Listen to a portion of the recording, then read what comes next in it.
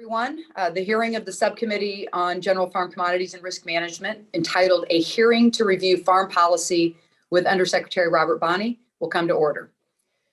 So welcome, and thanks to everyone for joining today's hearing. After brief opening remarks, members will receive testimony from our witness today, and then the hearing will be open to questions. In consultation with the ranking member and pursuant to Rule 11C, I think, is it 11C or 11E? Sorry, my vision's bad. I'm sorry, 11E. I want to make members of the subcommittee aware that other members of the full committee may join us later.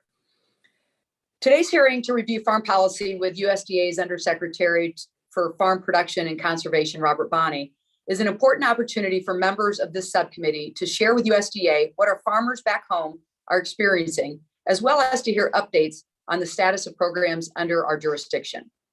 During the past year, the subcommittee has held a series of sessions listening to our important stakeholders so we can keep a pulse on what's happening on the ground in farm country. We've held a hearing with a group of farmers, a crop insurance agent, and an ag economist to get a better understanding of how our farm safety net programs are working.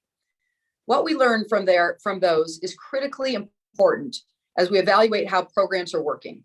We know that the pandemic has continued to impact all of society, including supply chain disruptions that have led to higher input costs for farmers.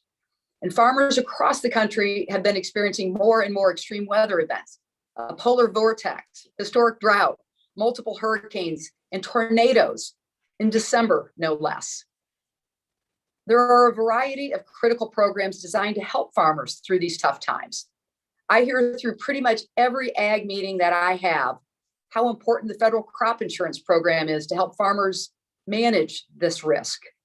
Congress has also provided significant disaster funding to provide additional support for producers hit by extreme weather, funding for which was requested by the Biden administration last September. And commodity programs like ARC, PLC, and marketing assistance loans have been important safety net options for producers, with several enhancements to those programs made in the last Farm Bill. And just yesterday, Secretary Vilsack announced an important new initiative, the Partnership for Climate Smart Commodities, which will help develop new marketing opportunities for farmers.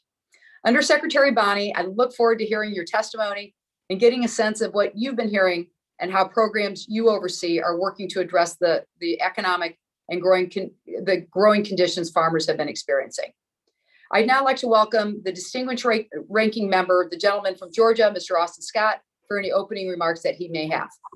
Thank you, Chairwoman Bustos. And I'd also like to thank Undersecretary Bonney for being here today and congratulate you on your confirmation to head up the Farm Production and Conservation Mission Area. Over the past 5 years, that mission area has been extremely busy with implementation of the 2018 Farm Bill, disaster assistance, working to combat illegal tariffs from China and protect the food supply in the face of disruptions due to COVID. I hope that we use our lessons learned from these past couple of years as we go into the next Farm Bill to help improve on all of those areas. I grew up working on a farm and owned several hundred head of cattle with my grandfather at one point, but today I'm part of the 98% of Americans whose primary connection to agriculture is eating every day. Only 2% of the people in this country are classified as farm producers. That comes from a pretty broad definition. And I want everybody to understand that anybody who has the potential to produce $1,000 in sales in this country, by definition, is considered an ag producer.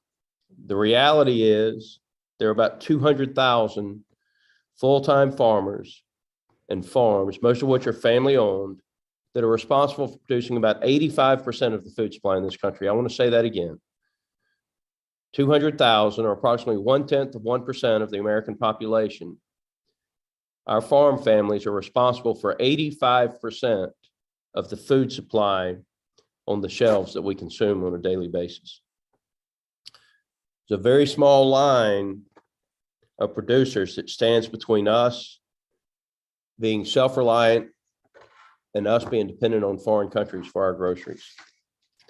That's why I think it's critical that we have an effective farm safety net and that we have open and honest discussions about where our food supply comes from and the danger of disrupting that from some of the policies that are being promoted by the extreme left. Mr. Secretary, I look forward to hearing your comments and your concerns today. I want to thank you for appearing before us. I look forward to additional oversight as we push forward in these years. And I, again, want to charge the committee with making sure that we're taking care of America's food supply. With that, Madam Chair, I yield. Thank you to our ranking member, Mr. Scott. The chair would request that other members submit their opening statements for the record so our witness may begin his testimony and ensure that there's ample time for questions. With that, I'd like to introduce Undersecretary Robert Bonney. He oversees the mission area that houses the Farm Service Agency, Risk Management Agency, Natural Resources Conservation Service, each of which plays a critical role in delivering programs and assistance for producers across the country. Prior to joining USDA, Mr. Bonney was at Duke University and also worked at the Bipartisan Policy Center. This is Mr. Bonney's second time serving in a confirmed position at USDA, having previously been Undersecretary of Natural Resources and Environment during the Obama administration. And he's also served in senior staff roles at USDA under both the Obama and Biden administrations. He brings a deep wealth of knowledge and experience to his position. Welcome, Mr. Undersecretary Bonney. We look forward to hearing your testimony. You'll have 5 minutes, and you'll see that there is a timer that should be visible to you on your screen, and we'll count down to 0, at which point your time will have expired. Undersecretary Bonney, please begin when you're ready. Madam Chair, Ranking Member Austin, appreciate the opportunity to be with you today to discuss Farm Bill implementation and USDA's ongoing work to serve America's farmers, ranchers, and forest owners. While COVID-19 continues to present challenges for in-person staffing of USDA offices, our staff have continued to do their jobs at full capacity. Indeed, we have implemented several new pandemic programs on top of our existing farm safety net and conservation programs. As we've navigated the pandemic, our priority has been on the safety of our staff. FPAC has deployed an incident management team to monitor the spread of the disease and to adjust staffing accordingly. COVID-19 is not the only challenge that American agriculture faces. Between 35 to 40% of the contiguous U.S. experienced severe to exceptional drought last year. The region hardest hit was the West, in which 80% experienced severe or exceptional drought. In response, USDA both updated the ELAP program to help cover the cost of transporting feed for livestock that rely on grazing and lowered the drought intensity threshold that triggers assistance. FSA is now moving quickly to deliver $10 billion provided by Congress in additional disaster assistance to agricultural producers impacted by wildfire, droughts, hurricanes, winter storms, and other eligible disasters from 2020 and 2021. In implementing this law, our goals are to reduce the paperwork burden on producers, ease agency administrative burdens while maintaining accountability, and encourage producers to use existing safety net programs by linking assistance to them. USDA will follow a 2-phase process to administer relief to eligible producers, with the first phase utilizing a streamlined process that relies on existing data that producers have already provided USDA. We plan to distribute at least half of the $750 million for livestock through the first phase by the end of March. With increasing extreme weather, crop insurance remains a vital tool for agriculture. RMA continues to develop and expand its offering to row crops, fruits and vegetables, and other parts of agriculture. We recently announced a micro farm policy to ensure we are helping producers of all size. We developed and implemented the pandemic cover crop program to incentivize use of cover crops across 12 million acres. We recently announced an additional insurance coverage for corn farmers who split apply nitrogen, a cost-effective and environmentally friendly practice. Agriculture has a vital role to play in mitigating greenhouse gases. Fortunately, many of the practices that benefit the climate also improve agricultural and forest productivity. USDA's approach to climate change for agriculture and forestry will be voluntary, incentive-based, producer-led, and grounded in science. Yesterday, the Secretary announced the Partnership for Climate Smart Commodities program. Using CCC dollars, USDA will partner with agriculture and forestry to scale the adoption of climate smart practices associated with commodity production, and quantify and verify the climate gains from these pilot projects. Our goal is to de-risk the adoption of climate smart practices so that farmers, ranchers, and forest owners can benefit from the development of emerging markets for climate smart commodities. We're in the midst of the 2022 crop year sign up for ARC PLC, an important safety net program that provides critical support to mitigate fluctuations in either revenue or prices for certain crops. In November 2021, we issued $1.8 billion in payments for producers for the 2020 crop year, and we're on pace for enrollment this year with a deadline for sign up in the middle of March. We're committed to making USDA's farm and conservation programs available to all farmers and ranchers and forest owners. Last August, FSA published the final rule for the heirs property relending program to help producers and landowners resolve heirs property and land ownership and succession issues. All three FPAC programmatic agencies are increasing outreach and assistance in historically underserved communities. Beginning farmers and ranchers represent more than a quarter of the farming population, but have historically experienced more difficulty obtaining assistance from USDA. FPAC will continue to prioritize assistance to these farmers and ranchers.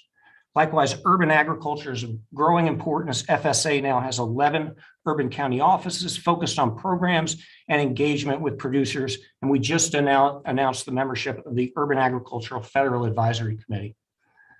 I look forward to your questions today, and thank you again for having me. All right, thank you very much, Undersecretary Bonney. At this time, members will be recognized for questions in order of seniority, alternating between the majority and the minority. What we will do is you will each be recognized for 5 minutes in order to allow us to be able to get to as many questions as possible. As a reminder, please keep your microphones muted until you're recognized, and so we can keep down the background noise. So I'm going to start by recognizing myself for 5 minutes. Undersecretary Bonney, yesterday, Secretary Vilsack announced a new partnership for climate smart commodities. You just talked about that. I appreciate the thoughtful approach that USDA has taken by first seeking formal input from stakeholders last fall about what such an initiative could look like, and taking that input in creating this initiative.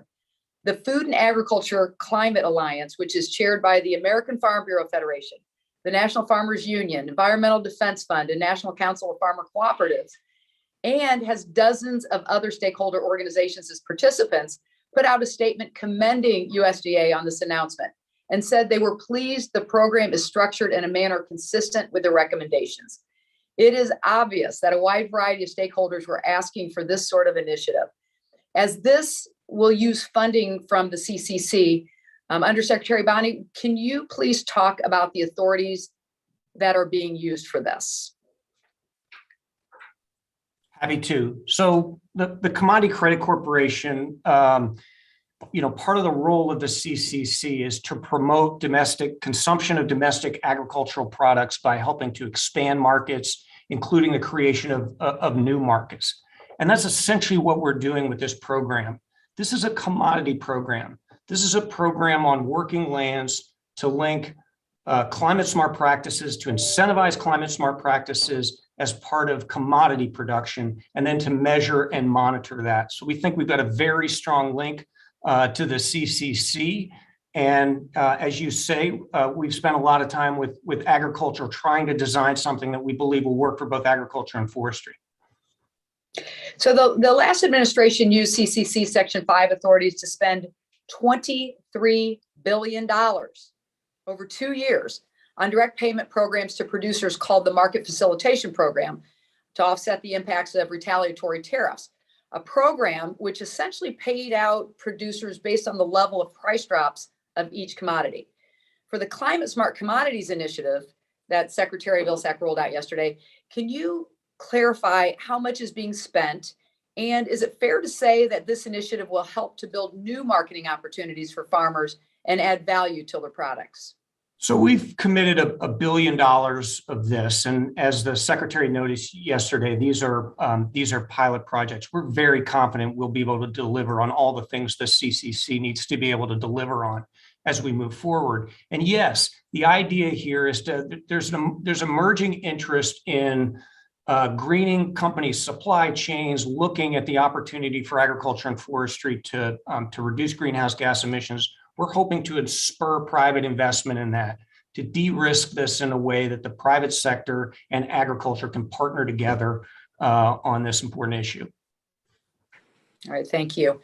During last month's hearing with Secretary Vilsack, he indicated that RMA would roll out another round of pandemic cover crop programs for the 2022 season soon. And it appears that a final rule on the program has been sent to OMB for review. My home state of Illinois has a pilot project that also provides premium discount support for the planting of cover crops, which was complemented by PCCP last summer. It's a very popular program for producers back home, and wondering if you have any sense when that program will be rolled out for 2022. Well, we're moving as quickly as we can. We know producers need to make those decisions quickly, and so I'll commit to you that we are moving as quickly as we can. We were actually surprised by the amount of interest. We originally thought we might be in the 5 million acre, as I noted in my testimony, close to 12 million acres. And I would know we learned something from Illinois, which is why we thought about this program in the first place. All right, very good. I'm going to try to squeeze in one more question. I'm co-chair of the Congressional Crop Insurance Caucus, and I understand that the critical importance that the federal crop insurance program plays in making sure that we're helping farmers manage the risk. Would you take the remaining time that I have to talk about efforts that USDA has to expand the availability of crop insurance products for commodities and for more regions in the country? Crop insurance is absolutely critical. And, over the last several years, RMA has worked to create new policies, new opportunities for producers in all types of crops and livestock, and in different regions of the country, different types of operation, whole farm, a micro farm, and other. We'll continue that effort, look for those gaps, continue to look for ways that we can expand this vital tool. All right, very good. Thank you, Undersecretary Bonney. My time has expired. I now recognize the gentleman from Georgia, Mr. Austin Scott, our ranking member. Thank you, Chairwoman Bustos and Undersecretary Bonney. Are you familiar with the New York Times op-ed video series on America's food supply that they have titled "Meet the People Getting Paid to Kill Our Planet"? I am. And it goes on to say, American agriculture is ravaging the air, soil, and water, and then goes to a pretty great length to demonize America's farm families. What are your thoughts on those comments in that video series demonizing America's farm families? I thought it was a horrible video. I think farmers, ranchers, forest owners are great stewards of our land. I think they all depend on the productivity of the land, which comes from stewardship. Agriculture has the opportunity to be a critically important partner. In fact, is already stepping out in climate, water quality, wildlife, and other ways. I was very disappointed with the video. I want to thank you for your comments. I'm very disappointed in it too. And in fact, it's outright. It's just flat out lying about, the American farm families, the American farmers that own the land. Our kids swim in the ponds. If we don't take care of the land won't take care of us. And people work very hard to put that food supply on the shelves for Americans to enjoy on a daily basis. And American farm families are facing unprecedented challenges right now. Commodity prices are better, but look at the price of diesel, look at the price of inputs. And I'm very concerned about the continued attacks from the extreme left. And I will tell you, and I don't expect you to comment on this because it's not fair to ask you to comment on this, but when you see someone like Senator Cory Booker, who, if I'm not mistaken, sits on the Ag Committee in the U.S. Senate, making the statements that he has about America's farm families, that's very disappointing to me that somebody in the U.S. Senate would become an extremist opposing America's farm families. So I won't ask you to comment on that, but I did want to get that out. I hope that the members of the committee will take the opportunity to watch that video, and please do it when you're not in a bad mood so that you don't break something. Undersecretary, the concern I have right now with America's producers is twofold. I understand that the raw materials to make the chemicals are here that we need in our crop protection products to get the yields that we have. But even if we get the yields that we have and commodity prices are strong, the input costs are so high. And as you said, most of our safety nets are based on the actual commodity price. And so commodity prices may be very good and farmers still lose tremendous sums of money. What safety nets are out there today that protect the farmer in those scenarios under which commodity prices are good, but the input costs are so high that they still lose money, in many cases, more money? Yeah, I mean, you see you're exactly right. Most of our commodity programs are based on yield and prices.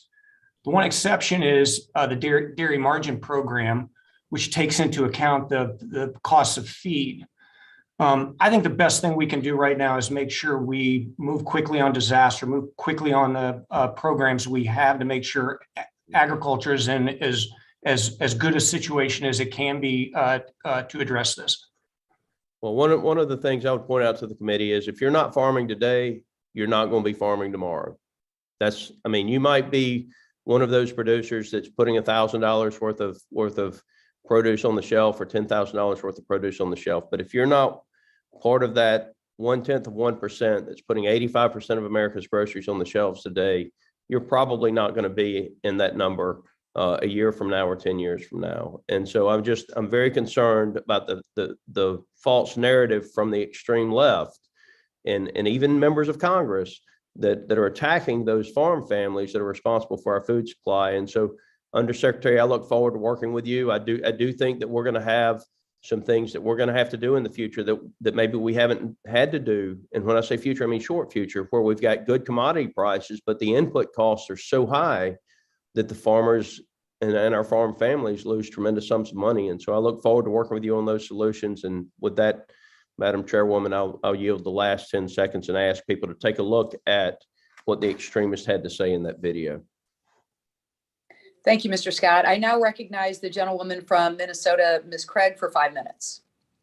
Well, thank you so much, Chairwoman Bustos and Ranking Member Scott, for the focus of today's hearing. Thank you, Undersecretary. I appreciate you being here today, and especially for your leadership within USDA. As conversations around the next farm bill ramp up, I'm hearing from farmers and ranchers in my district about a couple of key topics, including risk management, cover crop and conservation programs, as well as commodity programs. With those topics in mind, I'm going to dive right into those questions. First, on risk management. I consistently hear from producers that federal crop insurance works. It works well for them, and that the program does not need major changes. Given the significant amount of ad hoc disaster relief funding that's been made available to producers in recent years, can you talk a little bit about the role crop insurance agents have played in helping to deliver that assistance, as well as efforts USDA has undertaken to expand coverage options in the crop insurance program? Crop insurance is a public-private partnership. We partner with the agents, the insurance companies, to deliver it, and maintaining that partnership is critically important. And I think as we look at the future of crop insurance, as I noted earlier, we've developed a lot of programs, opportunities for producers. We'll continue to look at ways that we can refine and improve those, and we'll continue to look at gaps in coverage where we can create new products or new opportunities in partnership with agriculture. So crop insurance remains absolutely vital. And as we think about disaster programs, one of the things we're doing as we roll out the disaster assistance, this $10 billion, is we're linking phase one to participation in crop insurance, participation in NAP, participation in a livestock forage program, so that producers have an incentive to go to those programs and utilize those programs. I think that's one of the best ways that we can encourage folks to use those existing programs. So secondly, thank you so much for that. Related to crop insurance a little bit more, I was encouraged to see RMA's recent announcement on PACE Is USDA currently evaluating any other crop insurance policies, and do any of those evaluations include a similar sustainability angle? I can get back to you on the precisely the policies we're looking at right now. I mean, one of the things that was attractive about the split, the pace that a split application nitrogen is brought forward with support from corn growers, with others. I think we look for opportunities to create those new products that will create incentives, whether for sustainability, climate, or otherwise. I think, in all those cases, this has to work for agriculture. We have to develop tools that work for agriculture that folks can embed into their existing operations. And so I think that's going to be an important filter for all of these efforts. Finally, I really appreciate the work the department has taken on to make sure that farmers utilize the commodity programs, that they're a part of the solution to addressing climate change. Two brief questions on these programs. First, how does USDA plan to continue support for these programs within the context of the circular economy that Secretary Vilsack mentioned last month? And then second, different crops of course involve different growing practices. Minnesota, of course, is the #1 state in the country for sugar beet production, and we're proud of it. How does USDA plan to ensure that a wide range of commodity production systems and crops like sugar beets are included in climate efforts at the department? So we want to be, when it comes to climate change, we want to be outcome oriented, and we don't want to dictate practices. We want this to be producer led.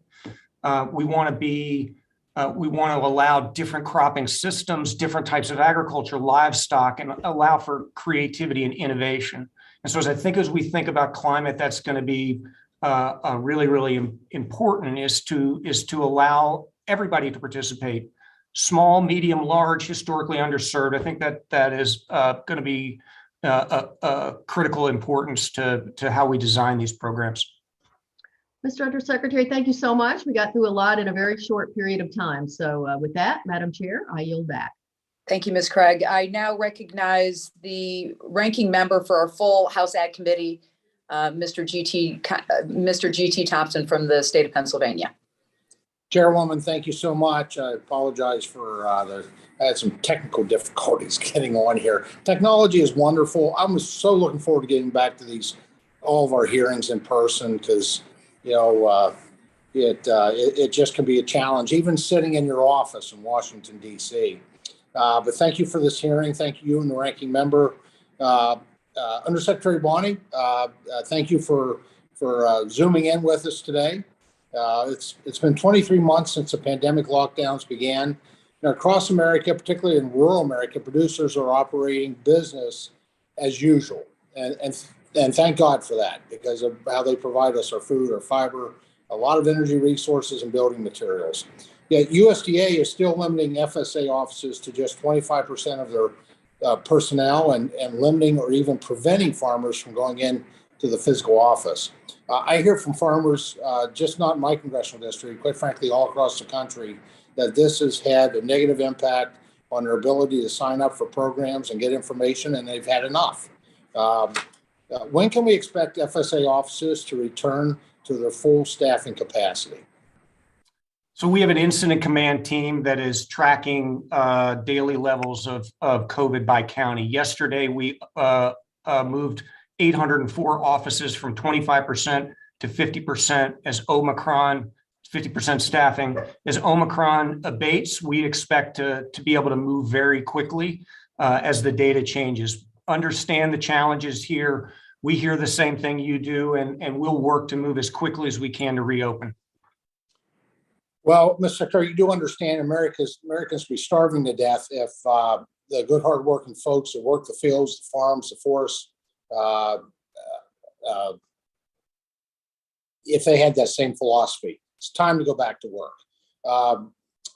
Yesterday, USDA announced $1 billion for what the department calls partnerships for climate smart commodities to be funded by the CCC. And I have to say, first of all, I did have a conversation with the secretary on Friday, expressed my frustrations with the department for basically working as a lone wolf, working as a maverick. That's not the way we do things in agriculture. We use a farm team, and to be kept in the dark, basically 48, 72 hours before this announcement. And yes, he'd given me a heads up before.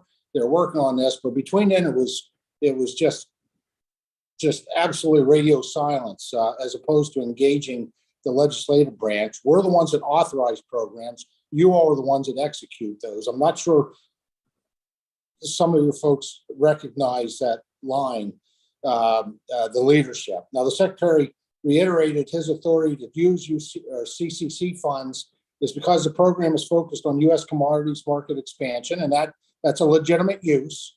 In yesterday's announcement, however, the department reiterated this point, stating, and I quote, "All projects must be tied to the development of markets and the promotion of climate-smart commodities," end quotes. Secretary also noted how this program could lead to a USDA climate-smart label, which is, again, something we would want to be working with you on, not having you go alone on this. Mr. Undersecretary, what the Secretary has described as a commodity marketing program. That's why I'm somewhat confused to learn the NRCS was the agency issuing the notice of funding availability. Seems like the department is trying to fit a square peg into a round hole to avail yourselves of the CCC authorities and funds.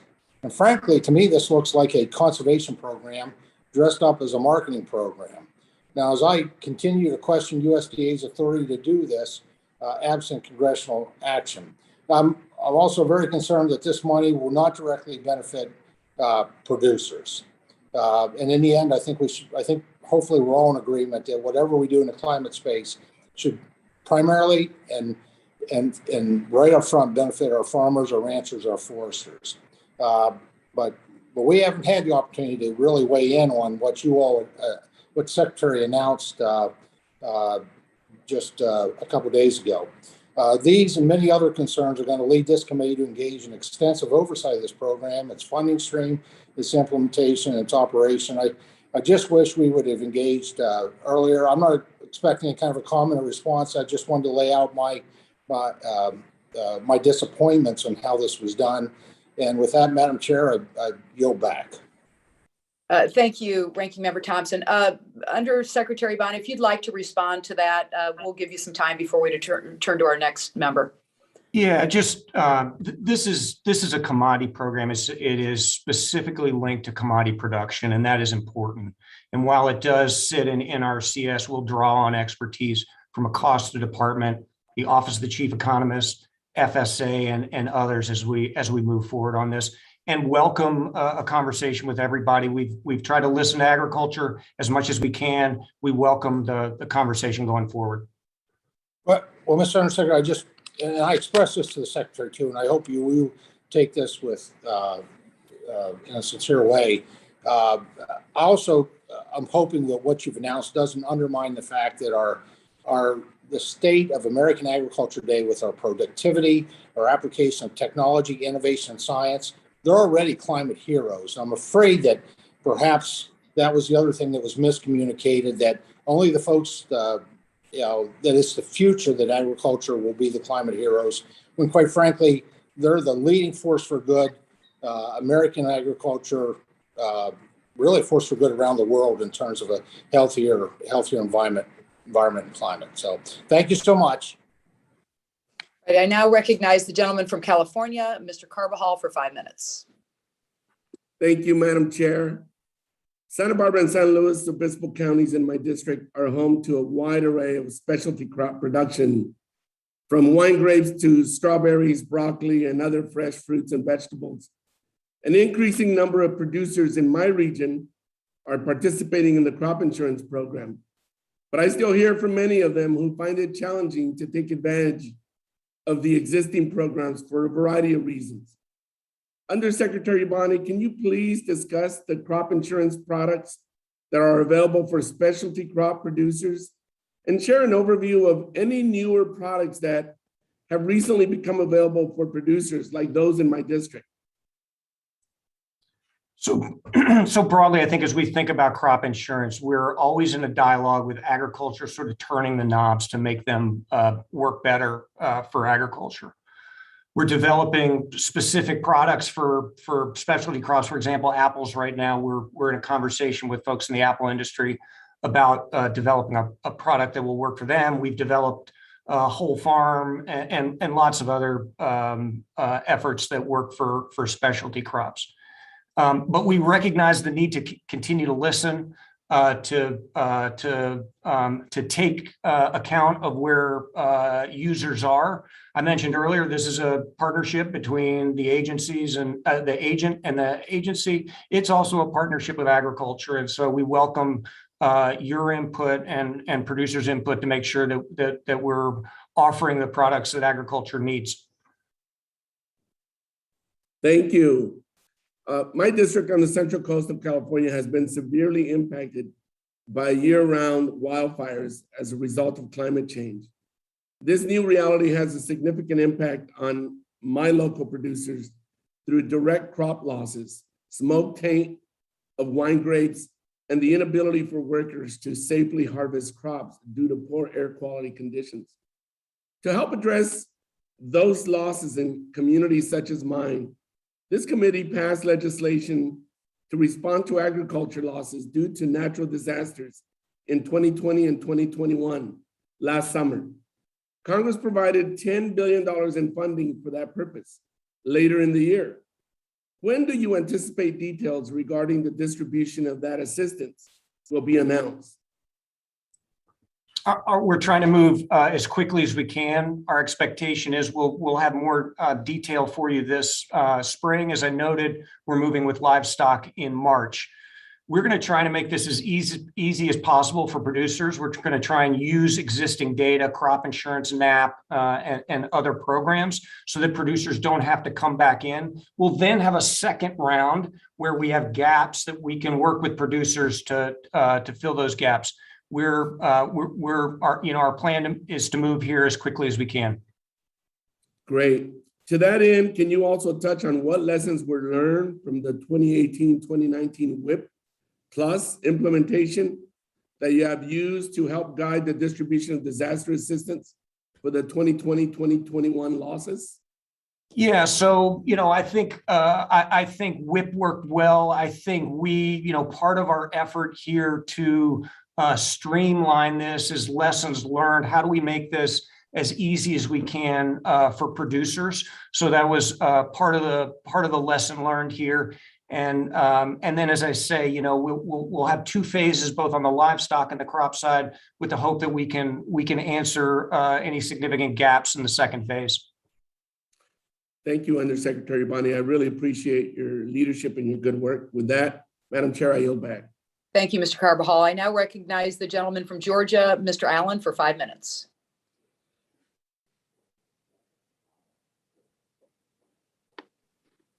Thank you, Madam Chairwoman, and thank you, Mr. Bonney, for joining us today. Obviously, we had a great hearing last week from NRCS Chief Cosby and FSA Administrator Deschanel as we are conducting a review of the Farm Bill conservation programs. We're obviously very focused, or at least this administration is totally focused on climate change. But this is at odds at what I'm hearing at home. I don't hear about climate change. All I'm hearing from my constituents is obviously this administration's war on fossil fuel, which is causing input costs to rise at unprecedented levels, meaning fuel, fertilizer, and so on. They tell me about the constant dumping of foreign commodities, such as blueberries, in our domestic markets. And overwhelmingly, I hear about supply chain disruptions, and made worse by the administration's vaccine mandates, school closures, leaving parents unable to go to work, decreased meatpacking line speeds, and countless other agency level decisions made by unelected officials. They walk in the grocery store, they see empty shelves, and the price of food is unprecedented. Mr. Secretary, obviously, this administration took office a little more than a year ago. Can you tell me, and you talked about being outcome-based, tell me how many dollars has USDA, as far as your responsibility, has redirected toward climate change in rural America? So first, I'm not sure I can give you a exact number, and I'll tell you why. A lot of the climate practices, climate smart practices that we think about are actually things like timber stand improvement, nutrient management, cover crops, soil health. They're things that have broad other environmental and conservation gains, things that improve productivity of agriculture are good for climate because we can grow more efficiently. That's really good for climate. Our hope here is to prioritize climate practices where we can, but to do it in a way that works for agriculture, that creates new opportunities. So we'll continue to look for ways in the conservation programs to do that, and of course with the partnership initiative that we talked about yesterday. So let me get this straight. So these are practices that we've always done, and obviously rural America is one of the great climate change advocates, and have been, because that's the way they make their living.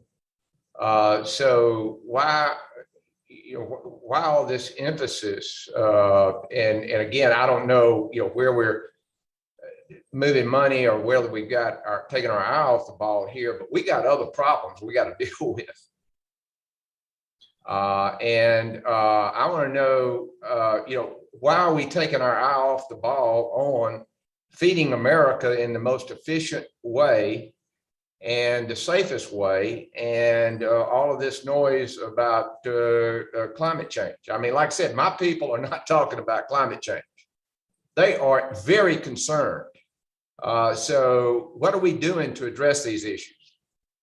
When I go out in the countryside, I hear about drought, I hear about wildfire, I hear about extreme weather events.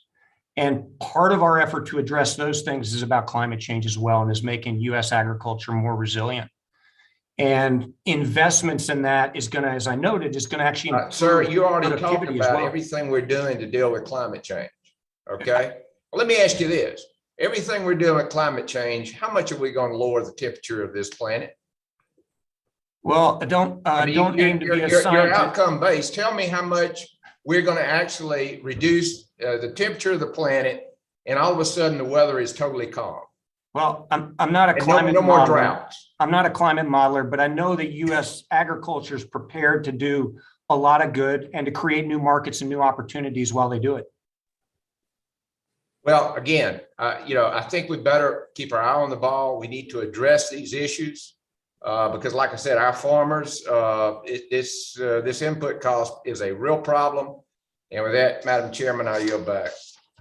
I now recognize the gentleman from Georgia, Mr. Bishop, for 5 minutes.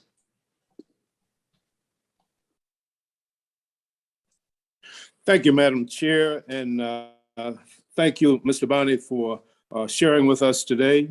Let me first associate myself with the comments from Congressman Austin Scott, as well as yours, regarding the attacks on farm families, as evidenced through the New York Times piece. It obviously reflects a lack of understanding of the great difficulty that our farm families have providing the food and fiber for all of Americans, which they are doing so well under difficult circumstances. So we've got a real job in educating the public as well as some of our members of Congress. But I want to associate myself with those remarks because our farm families deserve better. Let me address you, Mr. Bonney. Prior to the global pandemic, and I'm speaking as an appropriator, USDA staff retirements and attrition had reached an all-time high, leaving the department with fewer staff and less experienced staff all across the 29 agencies. This seems to be pronounced at the local level in the FSA county offices. In my district, there have been anecdotal reports of timeliness issues when responding to customer service requests from county to county. With the increased workload from the several ad hoc programs like payments to offset the 2018 trade war, ad hoc disaster assistance, the pandemic relief, has staffing been a concern within the farm production and conservation mission area? Given the crucial assistance that FSA provides, do you have any suggestions for us as to what additional authorities or what additional resources the department needs to address these challenges, particularly in our rural counties, that we should consider in the next farm bill? How do you anticipate that the FY23 budget requests will address staffing needs? And are there staffing needs that go beyond the current administration's priorities? And basically, do you have enough people to do the core work? We need more people, and we need both on the NRCS side and FSA. And you're right about staff attrition.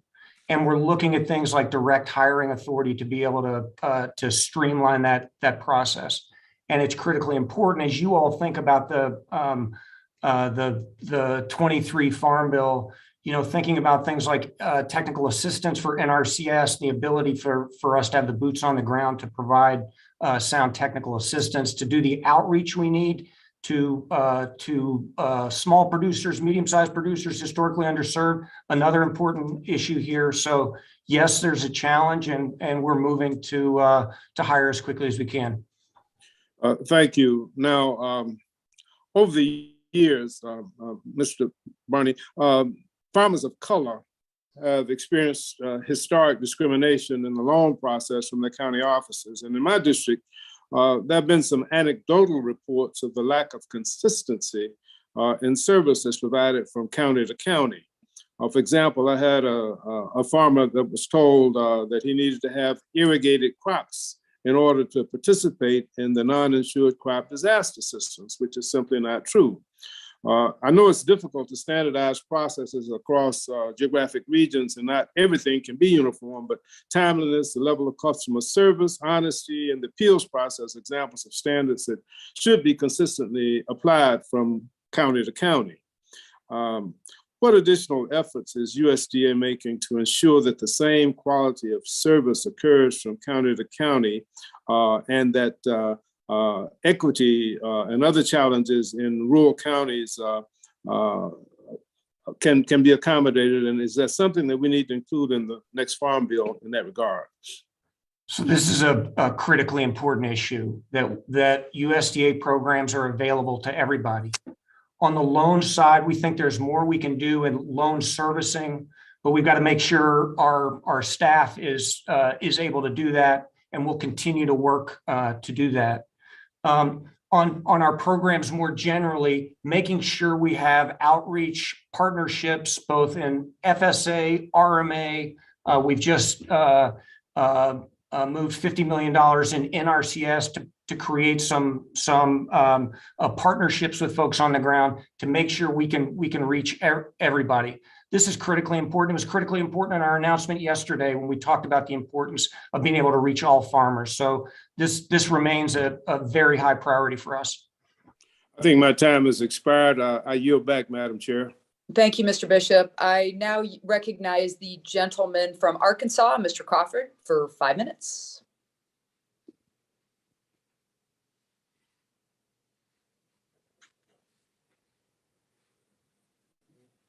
Thank you. I appreciate it. Bonney, the 2018 Farm Bill, bipartisanship, which is why I'm troubled by an example of USDA ignoring not just congressional intent,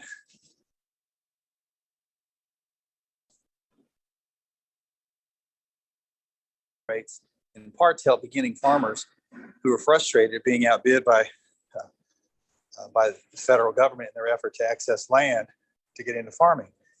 Yet last month, USDA again announced it's offering a 10% inflationary adjustment that's likely to exceed the cap set in law. So my question is, what legal authority did USDA use to go beyond the caps Congress expressly set in the law? And will USDA assess the impact that its decision has on beginning farmers and purchase affordability in farm country? So CRP is obviously a very important program. We've talked about that. We've talked about how important it is for hunting and fishing and conservation more broadly. We worked closely with OGC as we developed the new incentives last year that we worked on, and are very confident that we're on solid ground there. I think one of the most important issues is to make sure we get the best acres into CRP, marginal acres, flood-prone acres. And I think if we do that, we can find a balance with agriculture, where the folks that are concerned about taking land out of production, that we can strike the right balance. Well, Mr. Chairman, I think we should take a hard look at this issue as we craft the next farm bill. It's troubling to me that Congress can set a clear cap with clear intent only to see its bipartisan work ignored. Let me follow up with consumer packaged goods companies are always looking to set their products apart in the grocery store and restaurants, and now looking to incentivize production of low carbon grains to show environmental distinction about final products. It's my understanding that growers who sell in these markets can see a premium price. Isn't that an example of the private sector being the leader? And what we see from this administration is that the government trying to play catch up. There's no doubt that there are already folks in the market. There are emerging markets for both. If you look what cotton producers are doing, if you look at what some other companies are doing in this space, there's no doubt that folks that these markets are emerging. The question is, can we do more to scale more quickly, and can we de-risk this for producers by providing incentives both on the deployment of climate smart practices as well as the measurement and monitoring? We think that's a good place for us to be. Thank you, Mr. Chairman. I yield back. All right. Thank you very much. I now recognize Mr. O'Halloran from the state of Arizona for 5 minutes. Thank you, Madam Chair. Undersecretary Bonney, I appreciate your testimony. Thank you for spending your time with our committee this morning. In your testimony, you're certainly explaining the new and innovative ways that USDA is working with farmers to ensure that they can access critical programs that this committee worked on in the 2018 Farm Bill. Programs like administered through the Farm Services Agency and the Risk Management Agency have become of particular importance to Arizona over the past few years. The entire Southwest is experiencing significant drought, which has worsened wildfires. When people need to access these farm programs that we are discussing today, is it because it is because they are struggling. And when farmers struggle, rural economies suffer. This is why it is important to be sure that in this coming Farm Bill process, we get these programs right, and we are able to provide strong programs to support our farmers. Now, Mr. Bonney, as you highlighted, USDA has done quite a bit to expand the availability of different specialty crop insurance products for stakeholders. However, I am very concerned regarding the infrastructure of USDA and whether Congress has devoted enough resources to make the experience better for stakeholders when accessing USDA programs. When people need to rely on crop insurance programs, it is often because something has gone wrong. In Arizona, many of my constituents rely on these USDA programs in response to dangerous wildfires. Can you talk about how you are evaluating staffing needs? I know we've talked about this already. I want to know what's going to be done on, are you going to request more money? What are you going to do about IT infrastructure and other internal processes to make the experience better for the farmer utilizing one of the programs administered through the Farm Service Agency or the Risk Management Agency? And are you going to actually ask Congress for it and get it through the Secretary and the administration to get it down to the people that we all serve? As I noted earlier, you're exactly right. Staffing is a critically important issue, and we'll use our authorities to the maximum extent practical to help on that. I'm glad you brought IT up, because that's an important part of the equation as well. We've got to be able to allow for folks to access things like farm loans online to make it easy. And so looking for ways that we can use IT to both reduce staff burden, but to open up programs to more people, I think is really, really important. You can imagine I probably don't want to scoop OMB or the secretary on budget issues, but just know that these staffing issues are really, really important. We need the boots on the ground, whether it's safety net or conservation programs, to be able to deliver these programs to producers. The staffing issues are not new. They've been there for quite some time. And it's not new to this administration or the previous administration. And it appears like something has to be done, and it has to be done so that we keep the family farms up and going and make sure farming in America continues on the direction it needs to. Thank you for giving us the overview of the workload of the Farm Service Agency. But in the office in the past few years, given several ad hoc programs along with the regular Farm Bill programs they delivered, and what sort of workload do you anticipate delivery of disaster assistance for 2020 and 2021 will place on county FSA offices, and how has the pandemic impacted that workload? So I should take this opportunity just to thank the folks in FSA. We've asked them to do a lot. We've put a lot of work with pandemic assistance, our regular program, disaster, and they delivered. As we were thinking about the experience with WIP and with other programs in the disaster program that we're rolling out this spring, staff capacity is really important. We want to be accountable. We want to make sure we spend the taxpayers' money as well. But at the same time, we want to both reduce the burden on producers as well as FSA staff. Our hope is we get on the other side of disaster and pandemic assistance and things will calm a little bit. But even despite us asking more of those staff, and in a pandemic where staffing levels are down, our FSA team has delivered beyond expectations. Thank you, Undersecretary. I just want to mention quickly that we can have the best product in the world, the best program in the world. If we can't get it to the people, it's not going to work.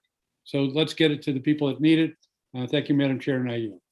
Thank you, Mr. O'Halloran. I now recognize the gentleman from Florida, Mr. Lawson, for 5 minutes. Thank you, Madam Chair, and Mr. Bonney, welcome to the committee. During the winter months in Florida, Florida is responsible for about half of the produce consumed by America.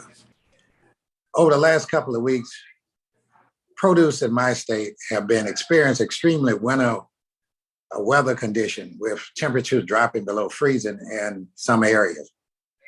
My question would be, can you give us an overview of what you've been gathering from farmers' impact in the Southeast by the weather, and what resources are currently available to help producers who have been experiencing this impact? Yeah, we've obviously heard from producers as well, and we have traditional programs there, crop insurance and other programs. The disaster program that you all provided resources for is tied to 20 and 21, so we can't access those for efforts in Florida. So we'll rely on our traditional disaster programs and crop insurance to help your producers.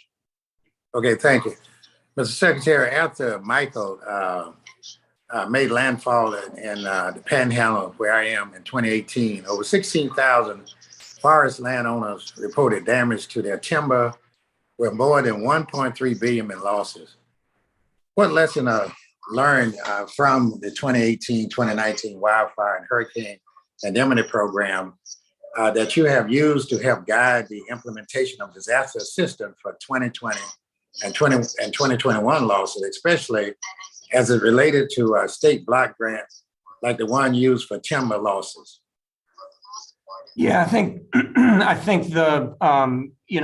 we saw significant timber losses, and of course, when timber's down on the ground, it tends to increase supply very quickly, and prices drop, which only makes salvaging the timber more difficult. And so there were resources provided in WIP for that. Again, this is an area of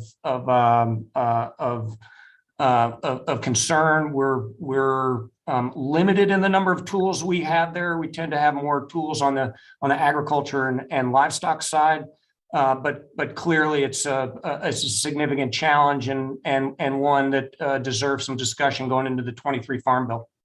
Now, real quick, before my time in, Mr. Secretary, are we importing more timber into this country? We do import timber, but you all know, being in Mr. Scott and you both know, your part of the world produces a lot of timber and exports a lot of timber. The U.S. is a significant carbon sink, And part of it is because people have invested in timber forest land ownership in places like Florida and Georgia and the South and other parts of the country. Okay, with that, Madam Chair, I yield back. All righty. Thank you very much, Mr. Lawson. I now recognize the gentleman from South Dakota, Mr. Johnson, for 5 minutes. Thank you, Madam Chair. I appreciate that. Mr. Undersecretary, I think the crop insurance system we've got has done a really good job from a customer service perspective, as well as making sure those indemnities get out in the field as quickly as possible. I know some have proposed eliminating the private sector-based delivery system. Any observations on that? I think the public-private partnership is a great delivery mechanism. And as you point out, we can move quickly. We can, you can turn on assistance very quickly, and that's very attractive. Yeah, I would just, number one, I agree with you. And number two, I would just urge you, as I'm sure you would, even if I didn't say anything, push back on any of those proposals, because I think the public, you said it right, the public-private partnership has delivered a tremendous amount of value.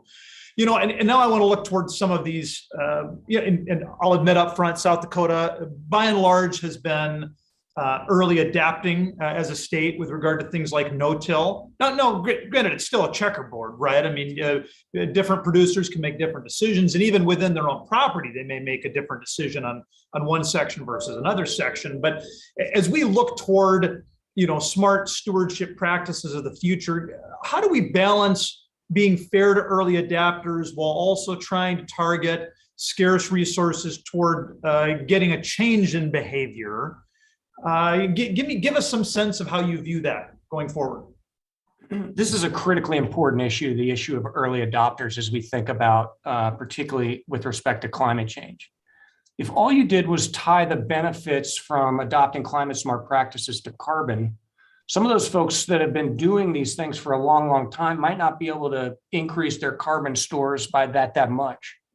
And so looking for ways to incentivize practices, looking for ways, you know, part of the thought yesterday with climate smart commodities is that by linking it to commodities that we can maintain and enhance incentives for those early adopters. This is a critically important issue. You don't want to create perverse incentives for folks to come out of conservation tillage or come out of other things they do so they can get back into these programs. This issue is vitally important as we think about whatever it is, wildlife, whatever it is, climate. We have got to have a response that both recognizes the contribution that many in agriculture have already made and rewards them for it. Do we have a sense of operationally, what's the best way to do that? I mean, obviously you could do it by having a further look back in setting your baseline. There are other mechanisms. Do you have a favorite? Yeah, so you could think, you're exactly right. And there are folks out there on the ground that are thinking about a look back. Could we look back 5 years, 10 years? Obviously, it requires some modeling or some other work to do that. You can also think about if you're producing a climate smart wheat, or you're producing a climate smart soybean, where the benefit is tied to the practices and the work being done to make sure that those commodities are produced in a climate smart way. We can design incentives there that actually, I think, maintain the reward system for those early adopters. And then one last question, sir. I mean, as this committee continues its movement toward the next farm bill, what would you most want us to keep our eye on? What is the area most ripe for improvement? Well, with this pilot program that we rolled out yesterday, we hope that there will actually be some learning. They will create some conversation both on the incentives and a side of the equation as on the measurement, monitoring, verification. It's going to be important for us to prove up these practices, to demonstrate that agriculture has an important role to play, both so that we maintain public confidence in making investments in conservation and other things for producers, but also so that the private market will continue to have confidence to invest in agriculture and invest in forestry. So one of the things we need to think about is how do we invest in inventory and other things that will provide the tools, the models, the help that producers need to be able to make those decisions. So we often think about the incentive side. There's an infrastructure of research and inventory that backs that up that's really important. Thank you very much, sir. And thank you, Madam Chair. I yield back. Thank you, Mr. Johnson. I now recognize the gentlewoman from Washington, Ms. Schreier. Thank you, Madam Chair, and welcome Undersecretary Bonney. I'd like to touch on a few issues really quickly, and I'm enjoying this conversation. First, my colleague Shelley Pingree and I are co-leading an agriculture task force as part of the House's Sustainable Energy and Environment Coalition. And with this task force, we want to build on increasing engagement of American farmers on climate change issues in the lead up to the reauthorization of the Farm Bill. We just held our first meeting identifying some shared priorities and the direction that we'd like to go. But one thing we decided would be really helpful was to meet with experts in the field so that we make sure that we're really getting the most bang for the buck. And so I want to invite you. We would love to have you join our conversation, to come meet with our group and give us some direction on how we can recognize, celebrate, amplify the contributions of our farmers who engage in climate friendly practices, and get your take on what will have the most impact on either reducing or sequestering greenhouse gases. Of course, happy to join. Thank you. We'd love to have, we're very excited to have you. Next, I want to just ask you, Mr. Undersecretary, about the Sustainable Farms and Fields program in Washington State, which does exactly what you were just talking with Dusty Johnson about. It rewards the practices, not just the carbon. It's bipartisan, it's voluntary, supports farmers and innovation that simply reward the practices. And it gives different options for participation. So the funds can be used for site-specific consultations or the purchase of goods that they might need, like seed drills, and even direct payments in some cases for carbon storage. So this program is particularly well suited for small and medium-sized farms, as well as first-time low-income minority farmers, because you don't have to enter a carbon market to be compensated for doing the right practices. And so I first just want to thank you for taking the time to meet with Michael Crowder from the National Association of Conservation Districts and Kirk Robinson from the Washington State Conservation Commission. We are very, very grateful and just ask for your continued engagement and support. And was wondering if you could just quickly comment on how this particular Washington program fits into yesterday's announcement that the USDA is investing $1 billion in partnerships to support America's climate smart farmers, ranchers, and forest landowners. I mean, part of our, as I mentioned earlier, I mean, part of the recognition yesterday, there's a lot of really good work already going in. Still, there are risks for producers that when they undertake some of these practices, and certainly when they lay money out to measure, monitor it on the backside. And that's why we think there's an interesting role for USDA. We fully expect that folks are going to have projects already in development or underway where they may be able to partner with USDA to scale out those projects, and we'll look for those opportunities. And whether they're interested in a climate smart commodity or greenhouse gas reductions or whatever it is, we think we can structure this in a way that works. So part of the idea here is to tap into many of those existing things and to allow, whether it's a state, a company, a nonprofit, a conservation district, a commodity group, all those folks to come forward to build those partnerships and develop those locally led programs. So part of it is to allow a thousand flowers bloom and to draw on that experience and to learn from it. So we expect Washington and other folks to take a close look at this and hopefully will generate a lot of interest.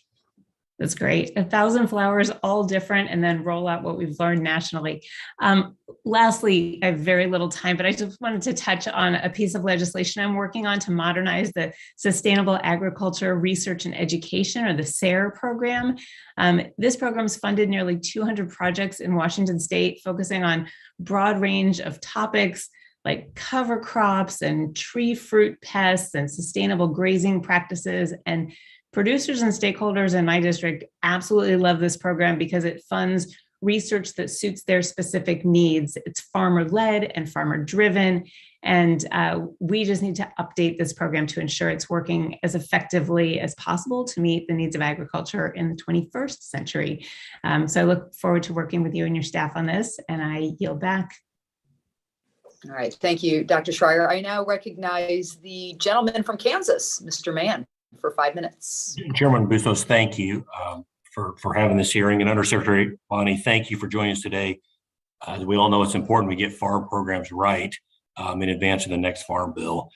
During your confirmation hearing last summer, several senators asked you about the Conservation Reserve Program, the CRP program. You often answered that it's vitally important that we get the right lands in the program. We don't want to take highly productive lands out of the program, or we don't want to put highly productive lands into the program.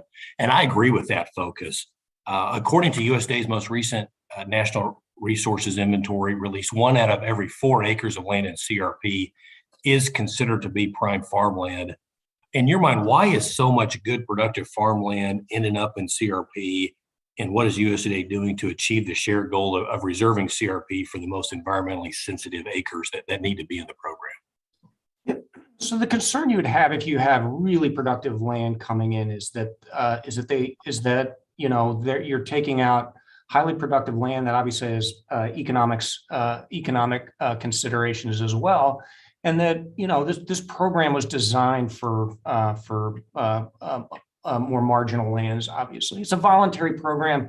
Landowners are going to enroll what they're going to enroll, but we can do things through targeted enrollments, continuous enrollments, partnerships through CREP that can make sure we get those lands that are really environmentally sensitive. Maybe they're environmentally sensitive because they're in a riparian area, or maybe their efforts to deal with water issues like the Republican River in Colorado, or their targeted uses here. And I think that's really important. There, of course, are lands that may be, drought sensitive or otherwise that will come in through the general sign up. Those remain really, really important. But there are ways that we can both incentivize and think about continuous enrollments and others to make sure we get the right mix of lands into the program. Yeah, thank you. Yeah, I think the issue needs to be addressed before any discussions about raising CRP's acreage cap really come to bear. We're going to have limited resources, as we all know, in the next farm bill, and limited land on which we're farming. In this committee, I think we need to prioritize the working lands program and make sure that the right acres are going into the CRP program. So thank you. Second question, as farmers are gearing up for the 2022 growing season, many are having difficulty getting fertilizer. We know, many times fertilizer costs 3 or 4 times or more than it did last year. Also having challenges getting key chemicals that may not even be available for crop protection due to regulatory and supply chain issues.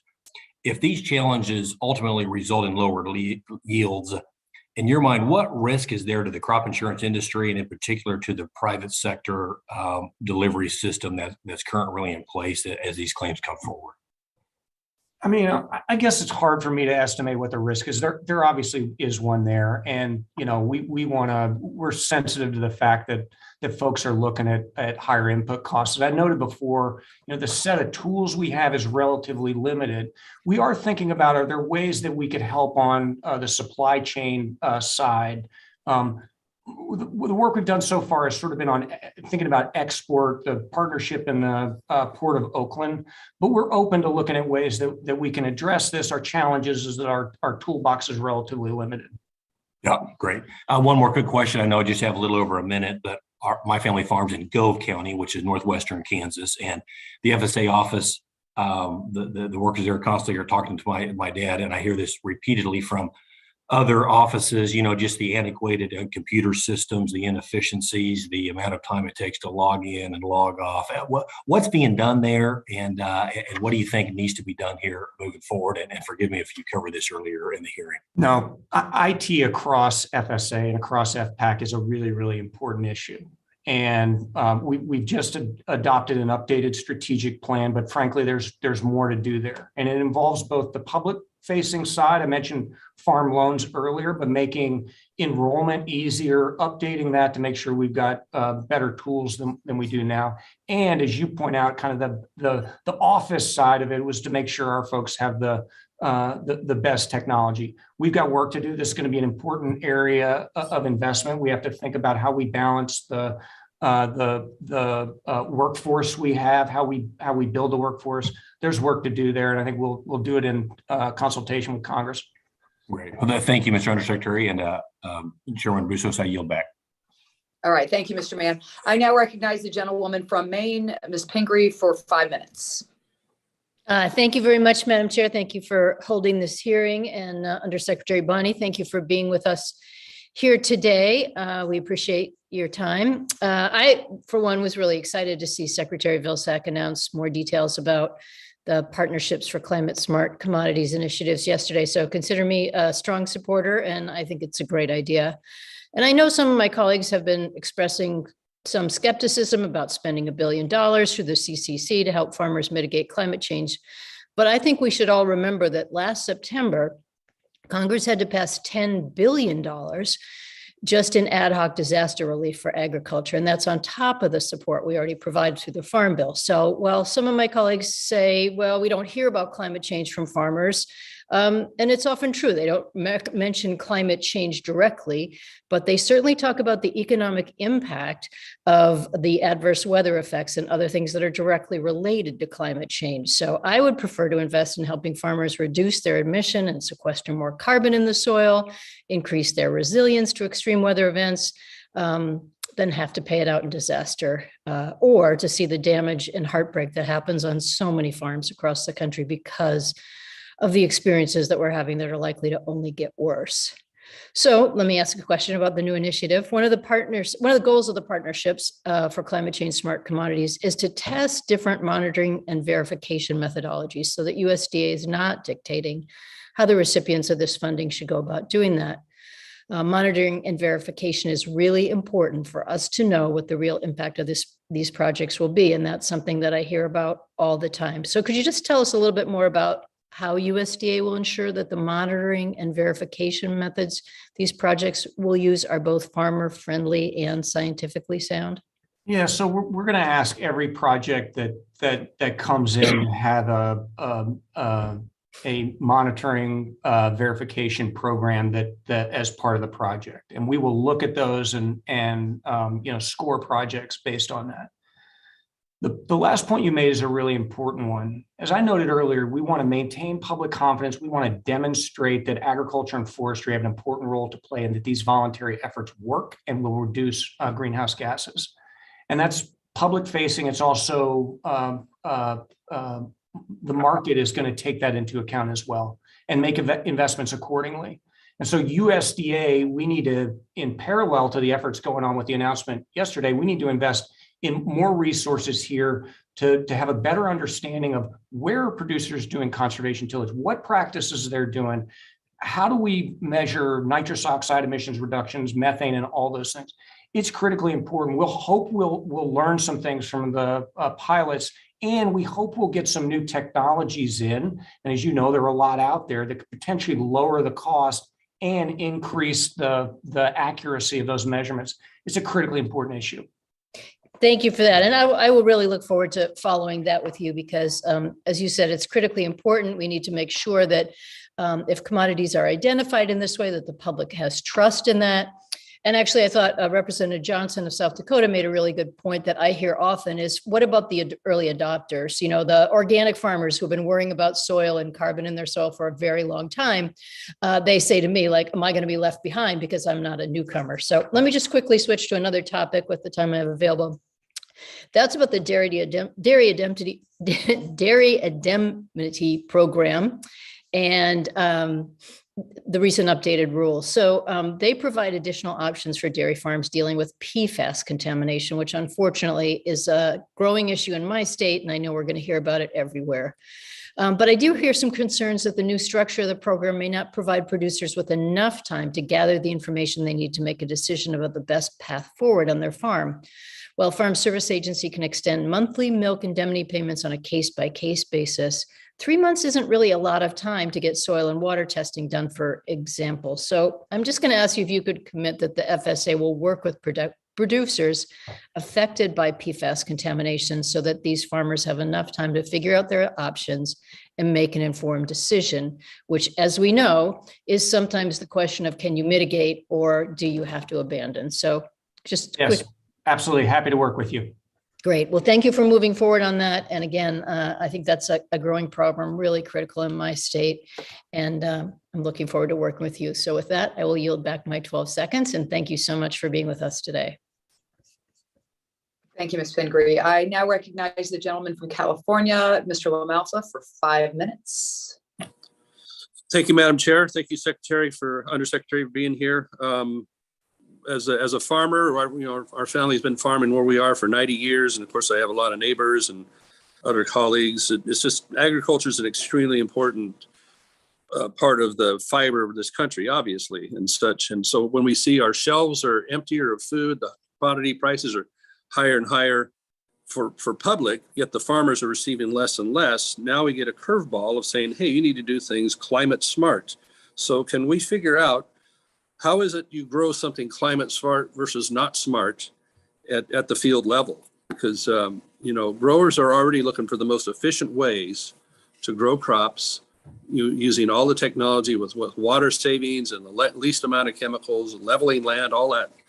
And so how is this not going to throw another curveball at people in agriculture having to deal with yet another thing, in addition to being out of water in California, losing the materials we have to control pests with, higher cost of fuel, fertilizer is going to double.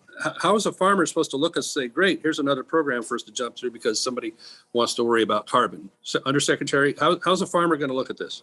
So this is voluntary, and farmers can decide for themselves whether it fits into their own production and whether it provides value. Our interest here is actually providing value, to create new markets, new opportunities, new sources of income, and to de-risk it in a way that allows producers to step into that. It won't work for everybody, but we think it'll work for a potentially large slice of agriculture. Sir, how is shifting $1 billion away from CCC, which is supposed to be helping promote domestic farm and price supports and keeping farmers alive in disaster after disaster or low prices or what have you, $1 billion being shifted away from CCC into something that might be more looked at as a new program? I mean, that at the same time, the EQIP program, which is a great program that farmers voluntarily use it's the Environmental Quality Incentive Program. It does a lot of good work on that. We've participated, all my neighbors participate in it, many across the country. So that improves conservation in an existing program, yet EQIP has only been funded by about 27% of people that have applied and asked to be part of that. So now $1 billion is being shifted away from things that are promoting already the commodities or the conservation programs. How is a $1 billion program could even be defined as a pilot program? That's a lot of money. So this is $1 billion that will go to folks in agriculture, both to deploy climate smart practices as well as measure. Well, let me give you the list here, because it's not even eligible for individuals. If you're a city or a county or a local government, you can get it. A state government can get it. For-profit organizations can get it. Nonprofit organizations get it. 501c3 or not 501c3. Private institutions of higher education, meaning colleges, which already receive lots of other different types of money, and public and state-controlled institutions of higher education, as it's listed too. So everybody but an individual is going to be able to see this money. No, the way it's designed is to have those institutions, whether commodity organization or otherwise, aggregate those individuals. That will lower the cost for them and make it easier for them to participate and easier them to earn additional resources through this. What makes the commodity climate smart versus not climate smart? So there are a number of practices. In this case, what we're interested in is reduced greenhouse gas emissions or carbon sequestration. There are a lot of carbon things. Is carbon dioxide considered a greenhouse gas? Carbon dioxide is, yes. Okay, versus methane coming out of other byproducts? Another greenhouse gas. So what percentage of carbon dioxide is in our atmosphere? I have no idea. Take a wild guess, sir. I won't even guess. Okay. When I ask people this question, they'll say, oh man, so much CO2. must be 30, 40, or 50% of our atmosphere. And they'll say, no, go lower. Say, well, how about 4%? Like, no, go lower than that. 0.4%. No, it's lower than that. It's 0.04% of our atmosphere is CO2. If you put it on a pie chart, the pie sliver is so small you can't even do it with your pen. So the number used to be 0.03. So the number's creeping up a little bit. But we're blaming everything on CO2 to weather change and all that. So the direction of all this is very disturbing that we haven't even talked about forest practices underneath the USDA. I had a 1 million acre fire, just one of my many fires that happens every year in the district.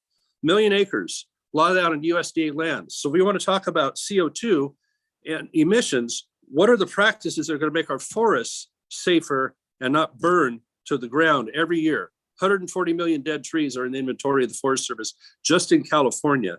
And so hardly anything is getting done to promote things in forestry, which would actually make a big impact, because more CO2 comes off these fires than is, like that 1 million acre fire that I forget the stat, but like 10 years worth of car driving in LA. 10 years worth of car driving in LA. Okay. So I now we're recognize the talking a gentlewoman lot from of Virginia, Ms. Spanberger, for 5 minutes.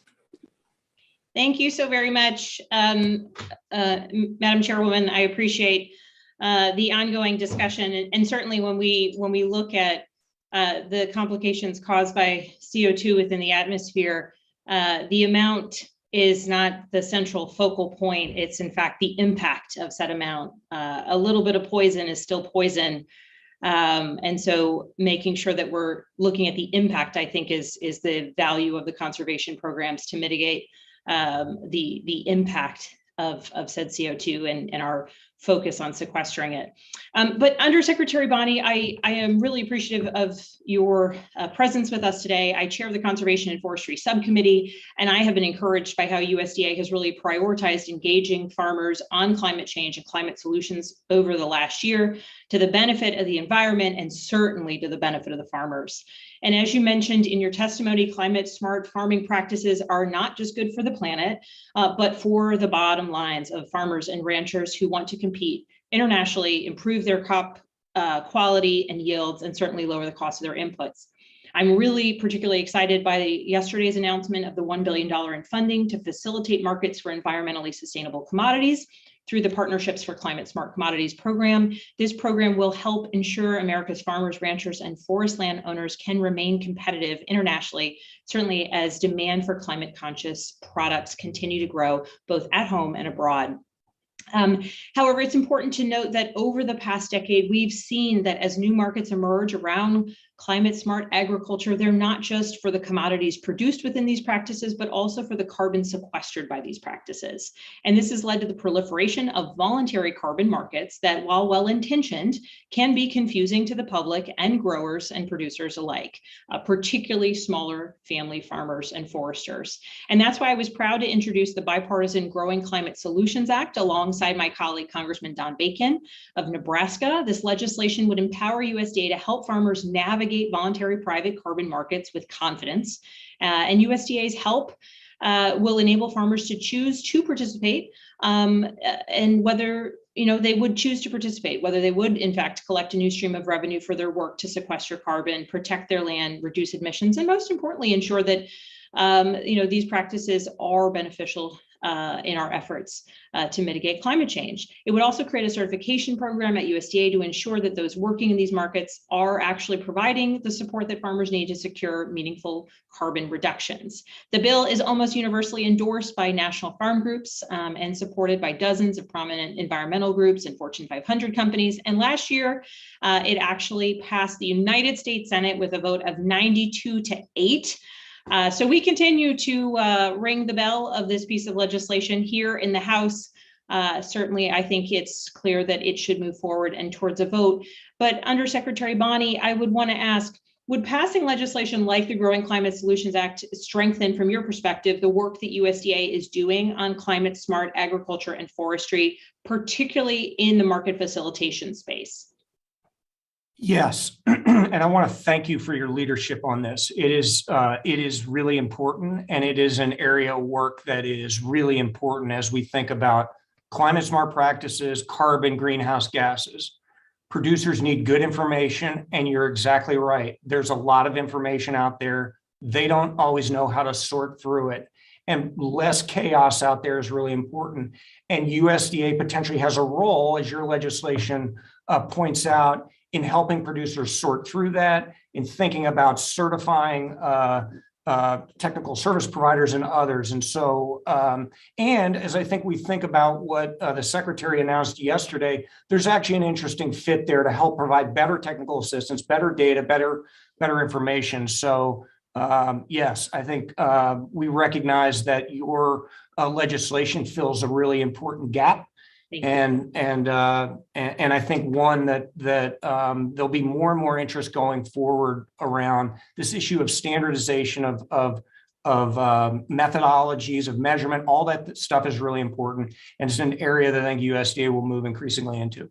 And just based on what it is you just said, I think that kind of to term it for the purposes of the rest of the committee as well, if we are increasing transparency over our voluntary carbon markets, it seems to me that that could really serve to incentivize farmers to make use of the existing, again, voluntary conservation programs like EQIP, like RCPP, because those are going to be the climate smart practices that are going to have the benefits and allow them to enter into these voluntary carbon markets. Would you agree with that assertion? Absolutely.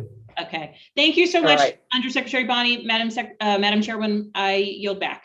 Thank you, Ms. Spanberger. Before we adjourn today, I want to invite the ranking member to share any closing comments that he may have. Thank you, Chairwoman Bustos. Again, Undersecretary Bonney, I want to thank you for your candor and the work you're doing.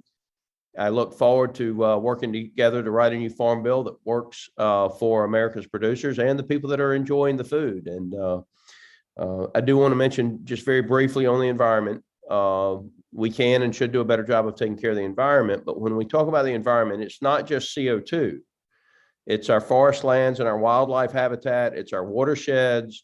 There's a lot more to taking care of the environment than simply talking about greenhouse gas emissions. And certainly good soil health is good for the farmer. No-till and other things that we've supported in the past need to continue to be a part of the discussion as we talk about the environmental practices and taking care of the environment as a whole. But Chairwoman Bustos, thank you for having the committee. And again, Undersecretary, I want to thank you for your honesty, your candor, and look forward to working with you. Thank you to our ranking member, Scott, for joining me, and thank you to all of our members who were on the hearing. Undersecretary Bonney, thank you so much for being here today. We learned a lot. It was a good discussion, good questions, good answers, and obviously really critical for our subcommittee and our oversight work. So our goal as we move forward, we'll continue to seek out regular input from our producers about what's happening on the ground. We look forward to having really what would be an open dialogue, I hope, with Mr. Bonney and our colleagues here, along with your colleagues at the USDA, about what the needs are in the countryside. Let me see. So official stuff here. Under the rules of the committee, the record of today's hearing will remain open for 10 calendar days to receive additional material and supplementary written responses from the witnesses to any questions that have been posed by a member. This hearing of the Subcommittee on General Farm Commodities and Risk Management is adjourned. Thanks, everybody.